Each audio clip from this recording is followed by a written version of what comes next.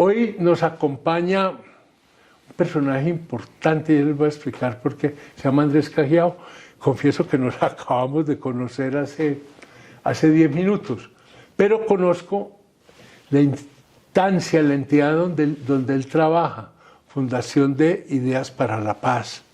Tiene ya, no sé, 10, 12 años, no sé cuánto tiene. Y básicamente, bueno, pero ese no es el punto, básicamente ese periodo lo ha dedicado Andrés a trabajar ahí en todo lo que es el análisis, el seguimiento, la evaluación de los procesos de paz que se han desarrollado en este decenio en Colombia y en este momento con la paz total. Sobra decir que estudió ciencia política, sobra decir que pues, hizo una maestría en resolución de conflictos y otro poco de cosas en Granada, España. Pero lo más importante es que tiene 10 años de práctica en el terreno, que estas cosas, más que escritas, hay que vivirlas, hay que conocerlas. Además, porque cada proceso de paz, yo creo que tiene sus características. O sea que, Andrés, bienvenido, echémonos la bendición, porque este es un tema caliente. Suelto de una. Para vos, cuando te hablan de paz total, ¿vos en qué pensás? Hola, Juan Manuel, pues primero muchas gracias por la invitación. Y para responder a tu pregunta, yo creo que hay que partir también no solo en lo que yo pienso, sino un poco con el concepto que trató como de plantear un poco el gobierno alrededor de este tema. Perfecto.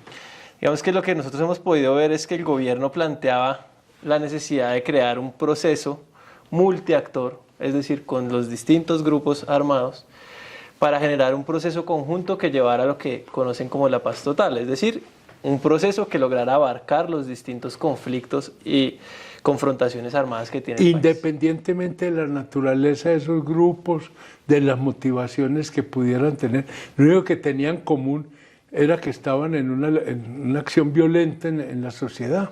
Claro, entonces digamos que ahí lo que se planteaba inicialmente es poder lograr como desarmar o acabar un poco con esas violencias armadas independientemente de su motivación. Y sí, para eso tenía como dos caminos que se plantearon inicialmente.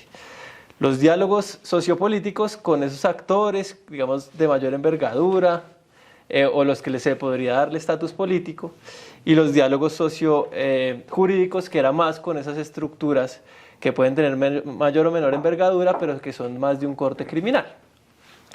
Pero digamos que esa era como la visión inicial de poder aglutinar todo esto en un gran proceso que lograra la paz total. Con estas dos líneas de trabajo. Con estas dos líneas de trabajo. Pero digamos que la realidad de Colombia es muy compleja. Y a medida que fueron un poco avanzando, también se empezaron a dar cuenta de que esto de lo multiactor y poder tener acuerdos con todos los actores al mismo tiempo es muy complejo y muy difícil de realmente materializar. Entonces esta visión de la paz total llevó también a cambiar un poco esta visión, a entender que primero es necesario hacer como unas, entre comillas, paces parciales con cada uno de estos grupos. Parciales con grupos y en territorios también. Principalmente con los grupos. Con grupos, digamos, que porque muchos de estos grupos abarcan territorios. Varios territorios. Sí, no hay grupo, territorio, ¿no? Entonces, pues eso llevó a estructurar más unos procesos individuales que en algún momento espera el gobierno lograr articular en lo que ellos denominan la paz total. Ese es un poco como el marco en el que se planteó. ¿Y ese marco qué desarrollo ha tenido hasta ahora? O sea, nos ha quedado básicamente en un enunciado muy interesante y que uno reza porque pudiera salir bien, ¿no? Obviamente. Claro, digamos que la idea en general pues es como un poco lo que todo el mundo esperaría de lograr, o lo que también en las comunidades a nivel territorial siempre pedían. Claro. Era, venga, claro, está muy bien tener un proceso con un solo actor, pero hay otros actores armados en este territorio que son los que generan estos reciclajes o estos distintos ciclos de violencia que afectan muchos territorios del país. Entonces la idea de que se planteaba en algún momento por las comunidades o por los actores del territorio era lograr realmente tener unos procesos multiactores. Pero digamos que eso, ¿en qué se ha materializado realmente actualmente? El gobierno empezó como con 8, nosotros llamamos tableros de negociación. En esas dos vías, tanto en la vía política, que hasta el momento hay como dos como actores o dos grupos que tienen como ese estatus político, que son el ELN, digamos por su gran trayectoria histórica como guerrilla, y el Estado Mayor Central, que es como una facción disidente que se creó posteriormente a la desmovilización de las FARC. ¿Quién le dio ese nombre de Estado Mayor Central? Porque uno le dicen eso y siente como un ejército organizado. Claro, pues digamos que No, es pura curiosidad. No, claro que sí. El Estado Mayor Central, digamos que es una forma en la que se ha venido denominando a esta facción disidente. ¿Se denominan ellos o los denomina el gobierno? Digamos que ha sido un poco en todo. ¿Por qué? Porque ellos se autodenominan como FARC. Ellos dicen, nosotros somos La verdadera FARC. La verdadera FARC. ¿Sí? Y digamos que en su proceso de organización ellos construyeron como un órgano de toma de decisión, que es lo que ellos llamaban el Estado Mayor Central. El secretariado viejo de las FARC. El secretariado viejo, digamos, como, haciendo una apología como ese tipo de cosas. Y realmente, pues, para nosotros entenderlo como la continuidad de las FARC, pues no es, digamos, adecuado hacerlo. Entonces, pues, digamos que se ha acuñado un poco el nombre de Estado Mayor Central, aunque ellos se autodenominan FARC. Y en el gobierno, digamos que esa negociación entre el gobierno y ellos, pues terminaron denominándolo el gobierno como Estado Mayor Central de las FARC. Entonces, digamos que esos son como las formas en que ellos se autodenominan como FARC, pero digamos que se conoce como el Estado Mayor Central. Estos dos son como los procesos de paz. Denominarse ellos FARC es de alguna manera buscar reivindicar sus raíces políticas, que esto es un proyecto político, poco para tomar distancia, no nos vuelvan ahora un grupo más de narcotráfico. Claro, digamos que esta autodenominación de FARC pretende precisamente eso. Y ellos mismos lo que señalan es, nosotros continuamos con la lucha revolucionaria fariana. Digamos que eso es el discurso que ellos, el discurso, que ahora ellos vemos a ver ¿no? qué está pasando. Ellos tienen ese discurso y alrededor de reivindicar las viejas banderas de las FARC, pero digamos cuando uno lo ve a la materialización en la realidad, pues eso se distorsiona bastante, ¿no?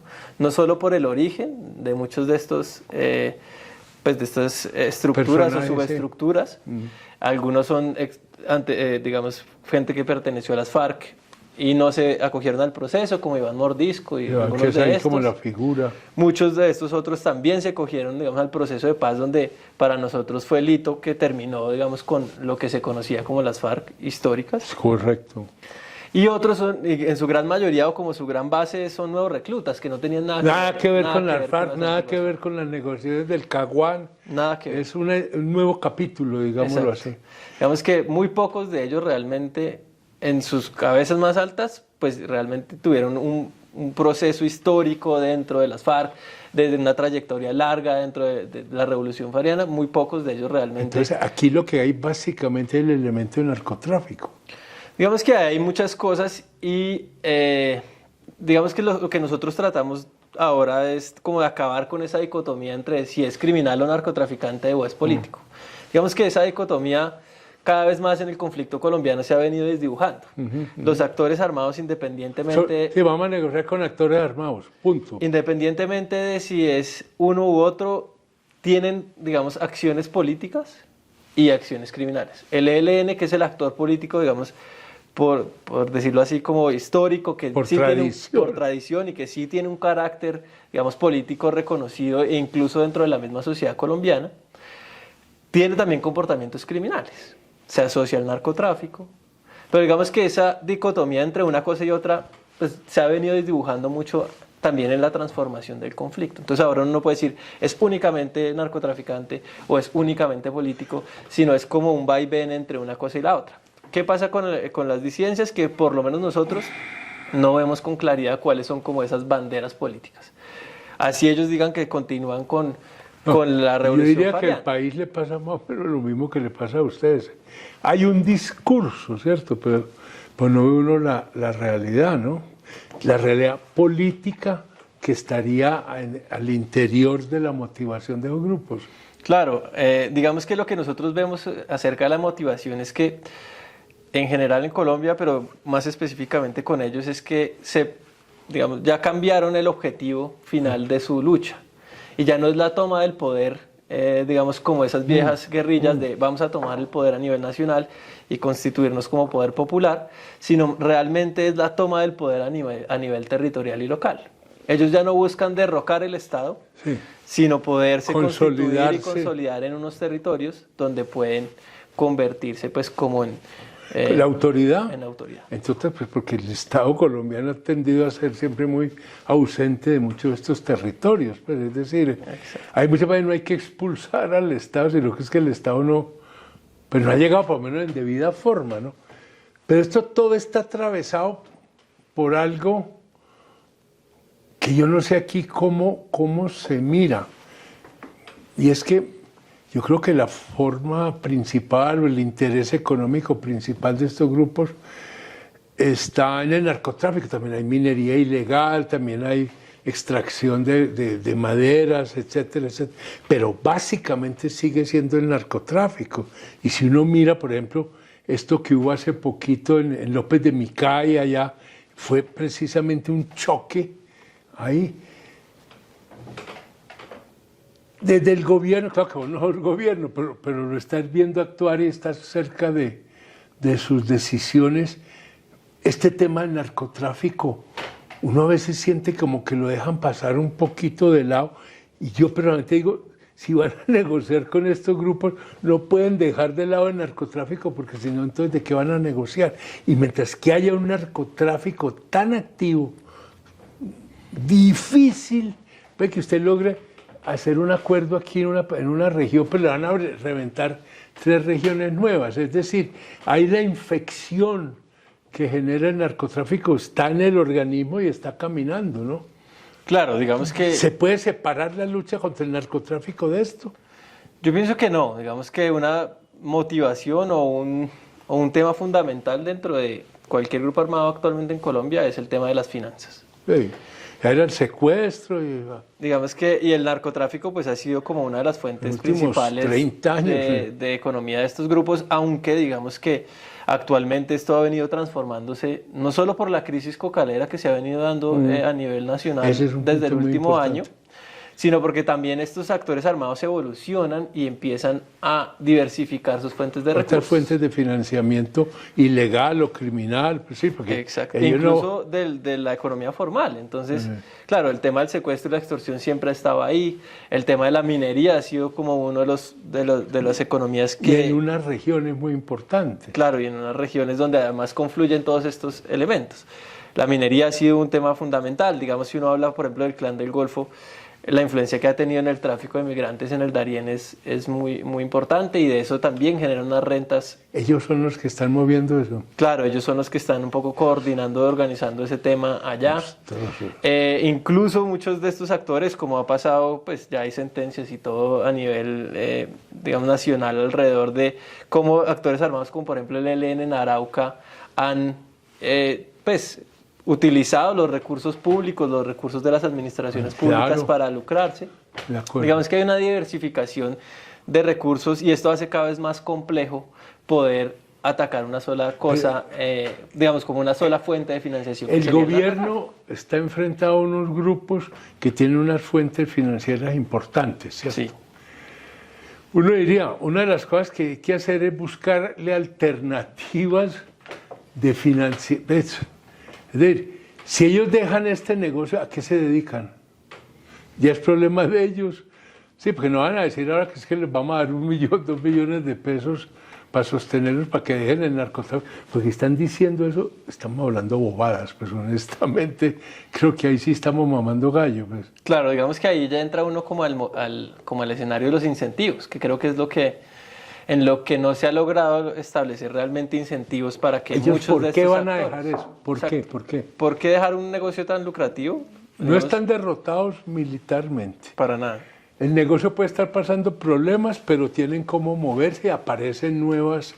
Cuando se tiene una estructura de esas, pues cambia el producto, pero sigue en el negocio finalmente, ¿no? Claro, digamos que los incentivos económicos pues no son menores, y esto pues ha generado procesos de reincidencia de muchos actores Sí, sí. a lo largo de la historia de Colombia. Digamos que no solo ha pasado con las No, FARC. no, pero es que ahora es como más, yo diría que es más dramático, porque el componente político Se desdibuja se mucho más. desdibujó. Entonces lo único que va quedando es el componente del negocio, ¿no? Claro, yo creo que los grandes retos que tienen estos procesos de negociación al final es ese. ¿Cómo generamos incentivos reales para que no, digamos, hablemos de un grupo, no hablemos de la disidencia, sino que esos mandos, que son los que tienen el poder a nivel local, los que tienen el acceso a recursos millonarios, o sea, un mando de estos locales puede tener 40, 50 millones de pesos semanales. ¿Cómo generar incentivos para que estas personas realmente se desarmen y entren en un proceso de reincorporación que sea, digamos, viable a largo plazo? Eso es, digamos, como uno de los, del meollo de ahí. Y cuando también existen, pues, estas economías y que realmente es muy difícil acabar con las economías como el narcotráfico, la minería ilegal, si no se transforman los territorios en sus modelos económicos y, digamos, como en un tema mucho más estructural, ¿no? Que es mucho más complejo. Exactamente. Y ahí es una pelea muy difícil y es la pelea a nivel regional de las economías legales versus estas otras economías, porque las rentabilidades de unas y otras no son comparables. No son comparables. Entonces, en términos económicos, es muy difícil que simplemente por juego económico una producción legal pueda sacar a una ilegal. Puede sacar sectores, poblaciones, no sé si eso va debilitando. Es que yo creo que ahí está el punto. Pregunto, no tengo respuesta, es dudas. Las economías al final se sustentan es de las personas que trabajan en la base de esas economías. El campesino cocalero no es el millonario. El campesino cocalero no es el que gana miles de millones, sino es la persona pues que subsiste alrededor de ese tema de la coca. Si lográramos cambiar las condiciones, pues, digamos, hablando en temas mucho más complejos y estructurales, las condiciones de estas personas, que son las que de alguna manera tengan alternativas de empleo y de vida, pues ya no sería por lo menos tan atractivo ese negocio ilegal y eso debilitaría un poco como esas economías. Empieza un proceso poco a poco donde la legalidad va como ganándole terreno un poco a la legalidad. No creo que sea instantáneo. No, claro que no. Pero en eso estamos haciendo algo, porque son todos los planes de desarrollo con enfoque territorial, todos los procesos que se han dado, sustitución de cultivos. En eso se ha tratado de hacer mucho, se ha gastado plata, pero creo que se ha hecho muy, muy mal. Pues digamos que no sé proceso cómo lo ves de paz vos. Con las FARC y con estos 10 años que vos has visto ya planteaba pues como unas bases alrededor de qué hacer con esos territorios. Los PEDET, por ejemplo, que mencionabas, la idea era poder generar unos procesos de inversión que lograran pues articularse con otros procesos para transformar los territorios junto con el programa de sustitución de cultivos, pero realmente, por ejemplo, el programa de sustitución de cultivos pues se ha manejado no de la manera adecuada y creo que también tiene algunos problemas tanto en su concepción como en su puesta en marcha y eso realmente no logró tener un impacto real. Si eso no camina, yo creo que lo otro queda con un hueco gigantesco. Es una tronera por donde te pueden ir las mejores intenciones de lograr hacer esa paz. Es una paz total territorializada de alguna manera, ¿no? Pues digamos que eso sería por lo menos lo ideal, poder llegar a unos territorios, transformarlos y lograr cambiar las condiciones de esos territorios, que eso no se ha hecho. Y lo que se ve también es que estos procesos, por lo menos los más macro y nacionales, pues también se plantean bajo unas sombrillas nacionales, bajo unas cosas, pero todavía no hay como no aterrizan, no tienen raíces, no están enraizados. Y mucha gente en los territorios, ni siquiera, pues donde está, por ejemplo, el ELN o el Estado Mayor Central, ni siquiera saben en qué van estas negociaciones, ni qué los implica para ellos. Entonces, digamos que esto todavía no ha cogido forma y pues vemos que... Y para esa gente el Estado sigue siendo muy lejano, ¿no? Sí, pues digamos que el Estado todavía no... Digamos que no alcanzaba a llegar. No alcanzaba a llegar, ni transformar la forma en cómo llega. Si no llega, imposible que transformen. Uno no transforma desde Bogotá. Exacto. Digamos que el gobierno se ha tratado de transformar esa forma militar de llegar a los territorios, pero eso pues también ha tenido pues unos efectos. Yo me acuerdo de alguna campaña electoral, alguien me acuerdo que decía lo que tenemos que hacer es llegar con tractores y no con tanques a esos sitios. Y seguimos todavía sin poder dar ese paso. Vos a la hora de la verdad, todo el discurso, yo creo que todo el interés de Petro, pero uno no puede juzgar intencionalidades. vos ves que ahí se pueda lograr por lo menos iniciar un proceso de transformación. Esto no va a ser milagroso, pero por lo menos empezar a recorrer otra senda que nos vaya sacando. Pues lo que uno ve, digamos, a nivel territorial... No piense con el deseo, sino claro, mirando la realidad. Lo que uno ve, pues, digamos, a nivel territorial es que todavía hay una esperanza de esa gente en los territorios alrededor de un cambio, digamos, lo estructural en el gobierno y las formas como se han venido haciendo las cosas. Pese a que todavía pues, ha tenido muchas dificultades, por lo menos cuando uno habla con la gente, ellos dicen, no, pues es que tenemos un gobierno distinto, un gobierno que quiera... Digamos, nosotros no hemos visto cómo se ha materializado eso, pero todavía hay una esperanza, y eso permite por lo menos tener una ventana de oportunidad para transformar esa vieja relación que ha existido entre esas comunidades y el Estado, donde siempre lo han visto como un extraño que solo viene a reprimirnos. Exacto. O que solo viene como, digamos, con ciertos temas políticos y no más. Entonces yo sí creo que todavía existe esa ventana de oportunidad, todavía hay una visión, digamos, positiva del gobierno en algunos territorios, pero pues eso toca materializarlo. Porque de esa esperanza a la decepción hay un paso, y ya en el terreno de la decepción se nos complica todavía más el escenario de lo que ya está hoy. Claro, y cuando uno ve pues que realmente en muchos de estos territorios las realidades no se han transformado después de casi año y medio de gobierno.